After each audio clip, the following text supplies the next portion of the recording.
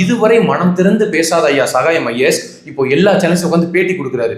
அவர் சொல்றாரு, நான் நேர்மையா இருந்த ஒரே ஒரு காரணத்துக்காக என்னை இந்த அளவுக்கு என்னை படுத்தி எடுக்கிறாங்க, நாளைக்கு என்ன வேணாலும் எனக்கு நடக்கலாம் அப்படின்னு சொல்றாங்க. இது சகாயம் ஐஏஎஸ்க்கு நடக்குது. அவர் என்ன சொல்றாருன்னா, ஒரு கலெக்டரா இருந்த எனக்கே இப்படி நடக்குது, அப்ப வெகுஜன மக்களுக்கோ இல்ல பொதுமக்களுக்கோ என்ன பாதுகாப்பு இருக்கு அப்படின்னு கேட்கிறாரு. மக்கள் மேலதான் பல முறை நம்ம குற்றம் சாட்டணும்.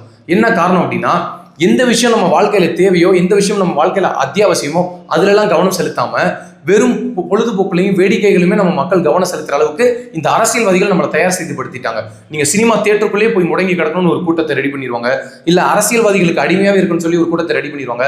ஒரு நாளும் நீங்க உங்களை சுத்தி நடக்கக்கூடிய அரசியல் என்ன, அப்பாவிகளுக்கு நடக்கக்கூடிய அநீதிகள் என்ன, இது எதையுமே நம்மளை யோசிக்க விட மாட்டாங்க. இன்னைக்கு ஐயா சகாயம் ஐஏஎஸ்க்கு நடக்குது.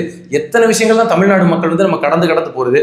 ஒரு நேர்மையாளனுக்கு இப்படிப்பட்ட விஷயம் நடக்கும்போது அவர் சொல்றாரு, என்னுடைய மாவட்ட ஆட்சியாளர்கள் இருக்காங்க இல்லையா, என்னுடைய இருந்திருப்பாங்க இல்லையா, அவங்க கூட எனக்கு இந்த விஷயத்துல குரல் கொடுக்கல, எல்லாரும் அமைதியா இருக்காங்க.